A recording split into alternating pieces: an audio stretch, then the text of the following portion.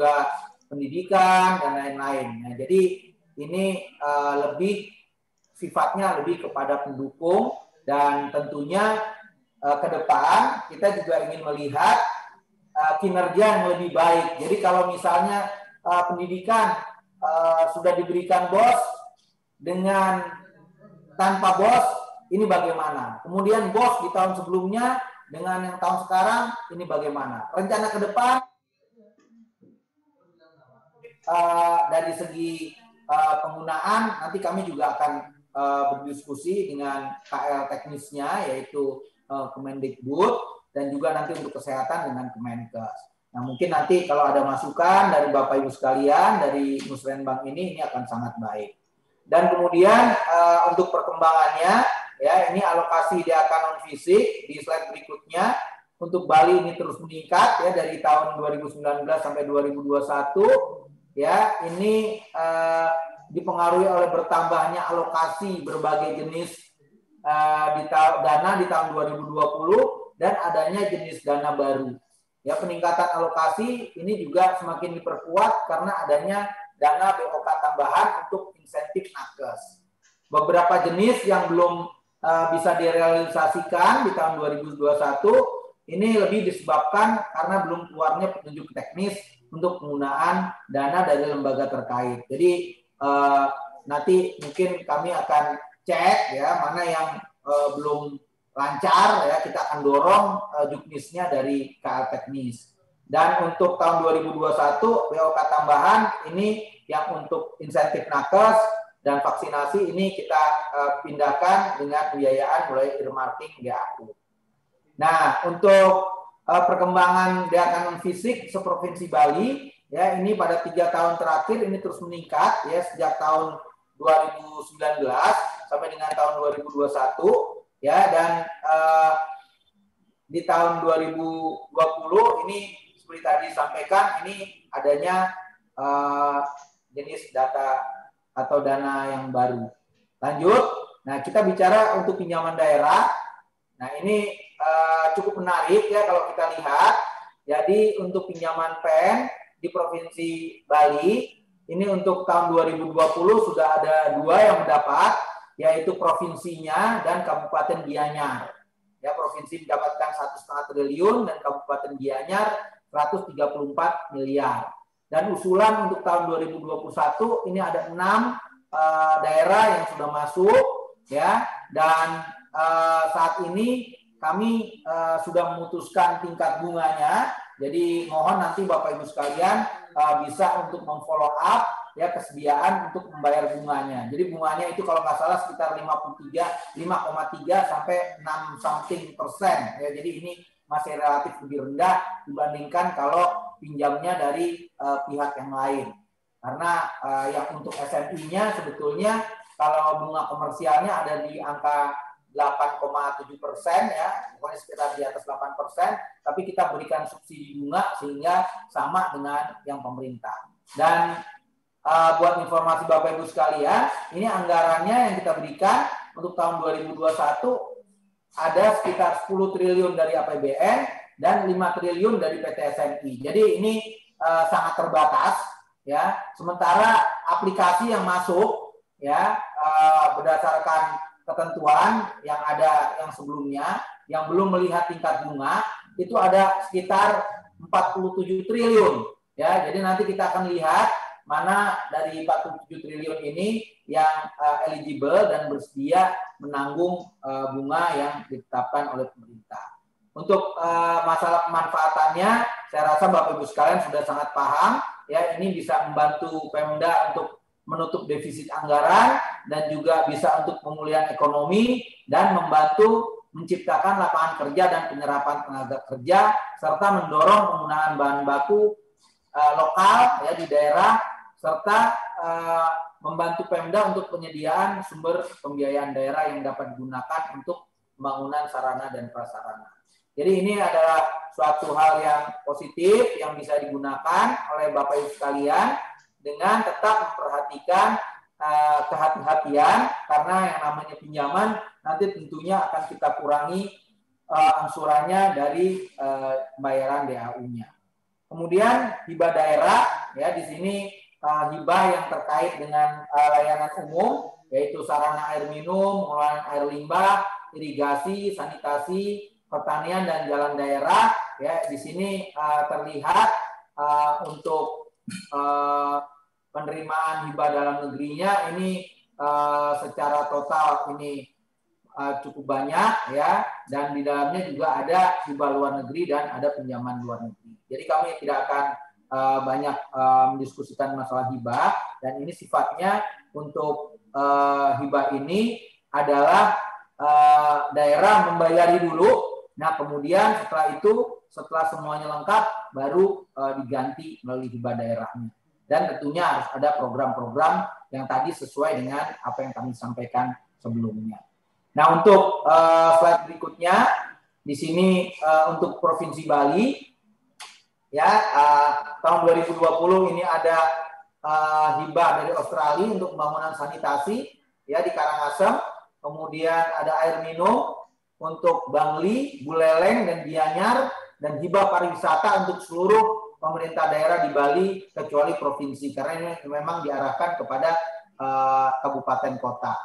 Rincian alokasi untuk seprovinsi Bali tahun 2021 ini adalah hibah air minum, ya ada untuk Gianyar dan juga untuk Kabupaten Buleleng.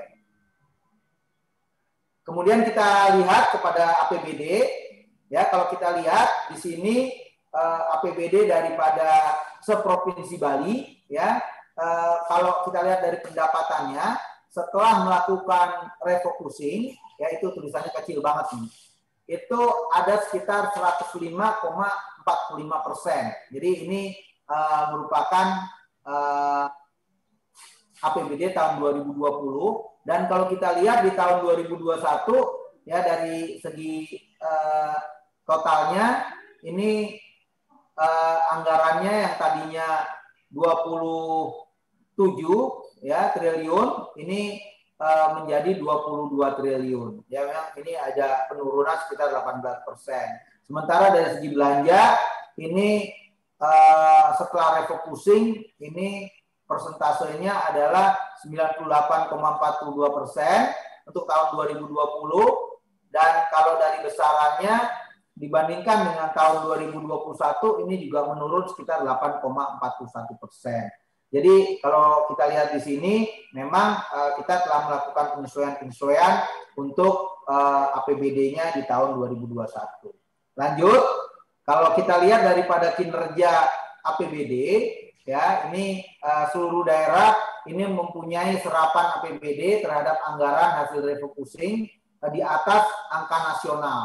Ya, jadi yang angka nasional itu yang pas di porosnya, ya kecuali Kabupaten Gianyar. Jadi Kabupaten Gianyar ini hanya sekitar 91,51. Jadi ini di atas atau di bawah angka nasional.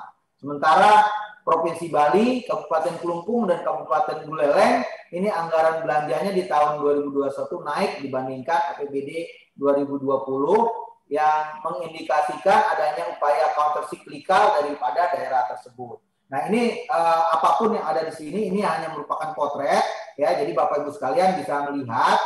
Namun message-nya adalah kalau misalnya kita sudah menganggarkan, ya dibelanjakan. Ya karena saya lihat progres belanja itu seluruh Indonesia ini APBD-nya ini masih sangat rendah. Jadi ini merupakan salah satu daripada mesin pertumbuhan ekonomi. Kalau misalnya belanja daerah dan belanja pusatnya rendah, tentunya upaya dongkrakan terhadap ekonomi nasionalnya juga menjadi kurang maksimal. Kemudian lanjut, kalau kita lihat perkembangan kontribusi PAD, sebenarnya kita bisa optimis, ya karena kalau kita lihat di sini yang biru ini nasional, ini sebenarnya sudah mulai meningkat dari 24% di tahun 2019, 2020 24,1%, dan 2021 27,6%. Nah kalau kita lihat agregat sebali ini yang warna kuning, walaupun ini ada shock di tahun 2020, tapi di tahun 2021 mengindikasikan dari segi penganggaran ini sudah meningkat ke angka 39,7%. mudah-mudahan Pak Gub dan para bupati wali kota ini bisa merealisasikan ini. Karena ini indikasi yang sangat positif ini. Ya, dan kalau kita lihat untuk Provinsi Bali ini memang agak menurun ya dibandingkan dari yang tahun sebelumnya. Dari tahun 2019 60,5 menjadi 56, kemudian di anggarannya ada sekitar 52,6%. Nah, ini mungkin juga bisa kita lihat ya di mana kita, ya walaupun kita semuanya tahu sekarang kita menghadapi pandemi COVID dan semua pimpinan daerah ya termasuk Pak Gub dan para bupati wali kota ini sudah ngeluarin semua jurusnya ya. Saya sangat paham ya. Jadi semua jurus silat ini udah dikeluarin ya. Jadi mudah-mudahan jurusnya ini ada yang betul-betul bisa mendongkrak, dan kami dari pemerintah pusat selalu mendukung dan selalu memperhatikan ya usulan-usulan dari daerah. Mudah-mudahan dengan adanya kerjasama antara pemerintah pusat dengan pemerintah daerah, baik provinsi, kabupaten, kota, maka kita bisa mendongkrak yang namanya pertumbuhan ekonomi, baik nasional secara umum maupun khususnya Bali. Karena Bali ini selalu dilihat menjadi parameter. Jadi ini sangat justified ya kalau Pak Gub ini selalu menyampaikan concern ya, dan kami di pusat ini selalu berusaha untuk merespon hal-hal ini dengan sesuatu yang positif yang tentunya juga bisa mendorong bukan hanya provinsi tapi juga kabupaten kota. Demikian yang bisa kami sampaikan, kurang lebihnya mohon maaf ya, mudah-mudahan apa yang bisa saya sampaikan bisa memberikan sedikit gambaran bagi kita semua. Wabillahi taufik wal hidayah. Wassalamualaikum warahmatullahi wabarakatuh. Om Santi Santi Santi Om. Terima kasih Bapak Dirjen. Acara pada hari ini akan kami lanjutkan dengan paparan yang akan disampaikan oleh Wakil Ketua 1 DPRD Provinsi Bali dengan hormat Dr. Inyoman Sugawokori SEMM AKCA. Disilakan.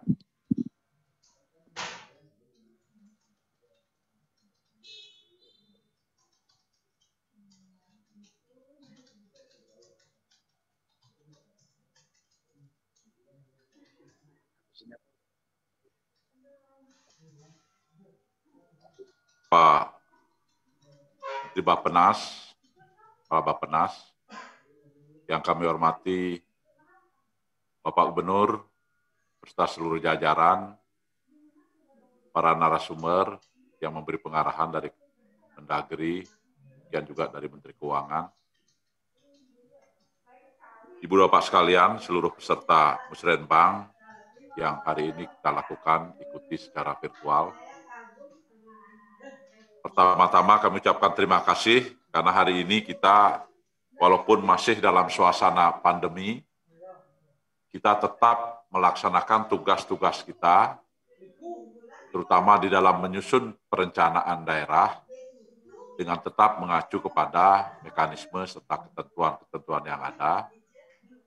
Dan kami dari DPRD mewakili Ketua DPRD menyampaikan pokok-pokok pikiran, di mana pokok-pokok pikiran ini sudah tentu adalah dalam rangka bagaimana visi pembangunan daerah Bali, Nangun Satkirti Loke Bali ini bisa kita sukses laksanakan dalam 5 tahun kepemimpinan Gubernur bersama-sama dengan DPRD. Muara dari visi Nangun Satkirti Loke Bali ini sudah tentu dilakukan melalui 7 program prioritas yang telah kita sepakati menjadi keputusan RPJMD daerah Bali. Dan semua hal ini dalam rangka mencapai sukses 7 program prioritas ini sudah tentu didasari atau didukung oleh aturan-aturan, mekanisme perencanaan yang kita jadikan dasar hukum, sehingga perencanaan yang kita susun melalui Musrenbang ini, di mana Musrenbang adalah salah satu mekanisme yang harus kita lalui, kami melaksanakannya berdasarkan aturan-aturan serta mekanisme yang menjadi dasar. Kemudian semua ini muaranya adalah bagaimana sesuai dengan Undang-Undang 23 2014, unsur pemerintahan daerah itu adalah gubernur dan DPRD yang bertanggung jawab di dalam menetapkan nanti perencanaan daerah dalam bentuk APBD yang akan dibahas pada masa yang akan datang di tahun 2021 ini untuk RAPBD 2022. Tujuannya adalah sudah tentu jelas dalam rangka memberikan arah, fokus, kemudian juga agar tercipta proses dokumentasi yang profesional dan sudah tentu juga menyerap atas dasar serapan aspirasi masyarakat Provinsi Bali dalam rangka semuanya ini ditujukan untuk mensejahterakan masyarakat Bali.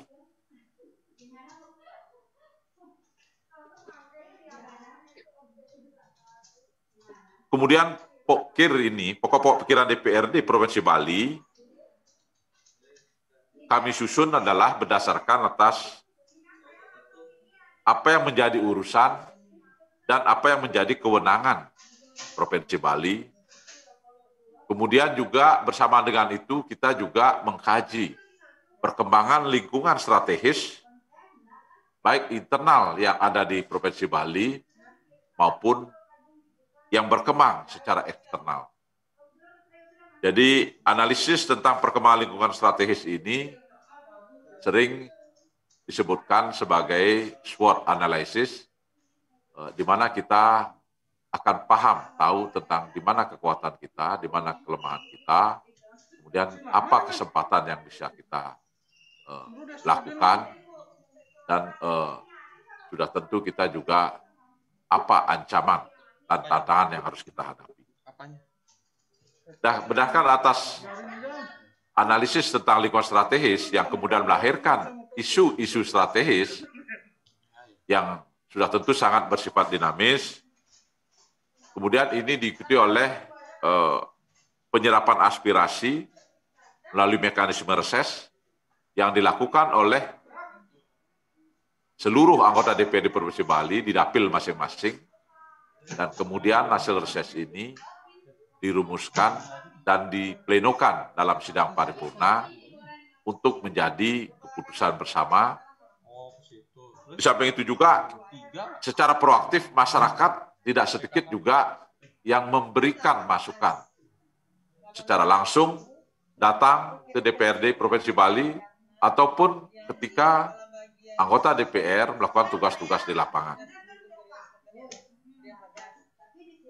Juga DPRD banyak melakukan tugas-tugas kunjungan kerja ke daerah-daerah, kabupaten kota, sampai dengan di desa-desa, dan dari sana juga banyak diperoleh masukan-masukan yang memang banyak yang belum tersaring, belum masuk dalam konteks mekanisme musrenbang, baik di tingkat desa, kecamatan, kabupaten.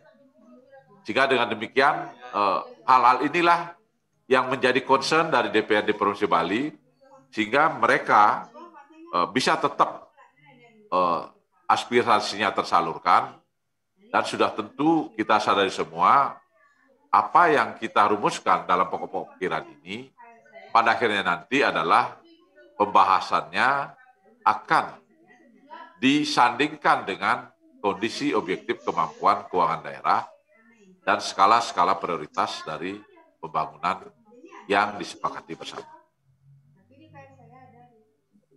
Nah, dari semua ini, kemudian kami mencermati permasalahan-permasalahan ataupun kondisi umum yang dihadapi pemerintahan daerah Provinsi Bali ini untuk kita jawab melalui musrenbang ini, sehingga dengan demikian nanti diharapkan nanti solusinya adalah yang terbaik dari kondisi yang kita miliki. Pencermatan terhadap kondisi umum ini dilakukan dalam konteks falsafah Trihitakarana, yaitu kita mencermati kondisi lingkungan yang disebut dengan palemahan, kemudian kondisi sosial kemasyarakatan yang disebut dengan pawongan, dan sudah tentu hal-hal yang bersifat spiritual yang sangat terkait dengan aspek adat budaya. Nah, kesemuanya ini kami cermati dan kami melihat sebagaimana sudah disampaikan oleh arahan-arahan baik dari Bappenas maupun Mendagri, termasuk sambutan dari Pak Gubernur, termasuk juga dari Menteri Keuangan. Memang kita masih sekarang berada pada kondisi COVID-19. Kondisi COVID-19 ini telah mempengaruhi semua aspek hidup dan kehidupan kita di masyarakat Bali ini, termasuk di dalamnya adalah dari sisi ekonomi, keterpurukan kita dari sisi ekonomi, kontraksi ekonomi, pertumbuhan ekonomi yang mencapai 12% minus, dan ini adalah terbesar di Indonesia ya. Tetapi semua ini bukan berarti kita harus berhenti untuk berusaha atau bahkan berputus asa. Tidak. Jadi kita semua sepakat, semua yang kita alami dalam konteks pandemi ini adalah hal-hal yang harus kita jawab, harus kita atasi bersama-sama. Kemudian pencermatan selanjutnya, kami sependapat dan sejalan dengan apa yang disampaikan oleh Gubernur, bahwa ke depan ini memang kita harus melakukan bagaimana terwujud keseimbangan baru di dalam struktur ekonomi daerah Bali ini. Pada tahun 1971, struktur ekonomi Bali adalah didominasi oleh sektor primer. Jadi hampir 67% pada saat itu adalah sektor primer. Kemudian sektor sekunder sekitar 9-12%, dan sisanya adalah tersier. Pada saat itu memang berkembang pemikiran bahwa untuk mewujudkan daerah Bali sebagai sebuah daerah yang maju, maka dia harus masuk menyeimbangkan struktur ekonominya pada saat itu dengan mendorong sektor industri maupun sektor tersier. Dan disepakatilah pada saat itu dengan 3 kebijakan, 3 strategi sektoral, yaitu yang disebut dengan pembangunan pertanian dalam arti luas, pembangunan di sektor pariwisata, dan pembangunan industri kecil dan rumah tangga. Ini kita lakukan dan sepakati bertahun-tahun, bahkan berpuluh tahun, yang pada akhirnya justru melahirkan ketidakseimbangan baru. Ketidakseimbangan baru itu adalah dari pada tahun 71 kita didominasi oleh sektor primer, tapi justru saat ini kita berbalik kondisinya didominasi oleh sektor tersier. Dan terjadi sebuah fenomena yang baru dalam ilmu pembangunan ekonomi pembangunan di Indonesia ini. Karena siogianya yang terjadi adalah peningkatan dari sektor primer menuju sekunder, dari sekunder menuju tersier. Tapi Bali justru terjadi lompatan yang sangat jauh, yaitu langsung dominasi di sektor tersier. Sedangkan sektor tersier, yaitu sektor jasa yang didominasi oleh pariwisata, itu mengandung suatu kondisi yang konsisten, yang resisten. Yaitu pariwisata ini memang sangat resisten terhadap isu-isu keamanan, isu penyakit, kemudian seperti misalnya waktu bom Bali dan saat ini pandemi dan sebagainya, ini langsung memang sangat mempengaruhi kondisi ekonomi kita. Oleh karena itulah kesadaran untuk kita membangun ke depan ini keseimbangan struktur ekonomi yang baru, keseimbangan baru, ini harus kita jadikan kesepakatan kita bersama. Dalam arti bahwa kita menyusun, membangun keseimbangan ekonomi baru untuk mendiadakan sektor-sektor tertentu. Tidak. Kita tetap bangun, perkuat sektor pariwisata, tapi kita memperkuat lebih cepat, lebih tinggi sektor yang lain seperti sektor primer dan sekunder. Inilah yang kita harus sasar. Kemudian pencermatan kami juga melihat dengan pesatnya industrialisasi baik itu di pariwisata maupun sektor yang lain dan meningkatnya kebutuhan manusia. Dan hukum alam memang mengatur seperti itu. Bahwa sumber daya itu adalah terbatas, kepentingan dan keinginan manusia yang tidak terbatas. Dan ini dampaknya adalah pasti pada perubahan yang negatif terhadap lingkungan. Oleh karena demikian, maka kita juga ke depan dalam menyusun perencanaan, kita tidak boleh mengabaikan pentingnya pelestarian lingkungan. Apalagi di dalam visi Nangun Satker Teologi Bali, itu banyak nuansa-nuansa yang sangat syarat dengan lingkungan. Jadi misalnya Wane Kertih, Danu Kertih, dan sebagainya. Dan sekarang faktanya kita lihat, dalam musim hujan yang deras kemarin ini, banyak terjadi banjir. Banjir bandang di Jemberana dan sebagainya. Dan ini sudah tentu menjadi perhatian kita terhadap pelestarian. Baru-baru ini kita melihat, mendengar bagaimana pantai yang tidak bisa diakses oleh masyarakat. Oleh karena demikian, maka penegakan terhadap rencana RT-RWP, RT-EWRK, dan penyusunan secara menyeluruh terhadap rencana detail tata ruang kita harus mendapat perhatian yang sungguh-sungguh. Di samping itu juga, yang menjadi pencermatan kami di DPRD adalah, salah satunya adalah bagaimana kemajuan teknologi, kemudian kemajuan IT, kemudian komunikasi, ini menimbulkan proses akulturasi yang tidak jarang menimbulkan masalah-masalah baru di dalam aspek sosial kemasyarakatan. Proses akulturasi ini adalah suatu keniscayaan yang pasti terjadi di tengah-tengah kemajuan. Tetapi yang terpenting dari kita semua adalah bagaimana kita menyiapkan program kerja yang sesuai agar akulturasi budaya, akulturasi lingkungan, dan sebagainya ini justru kita harus minimalisir yang berdampak negatif. Jadi terhadap hal-hal inilah pokok-pokok pikiran kami rancang berdasarkan atas sumber-sumber yang telah kami sampaikan.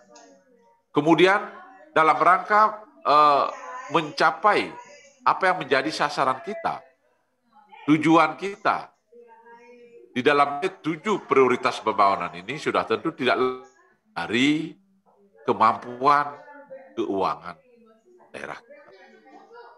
Oleh karena demikian, maka kita harus tidak boleh berhenti untuk bagaimana kreativitas dan inovasi di dalam mewujudkan perkuatan terhadap kemampuan keuangan, di samping perkuatan juga bagaimana pengelolaan keuangan, pengawasan keuangan yang profesional.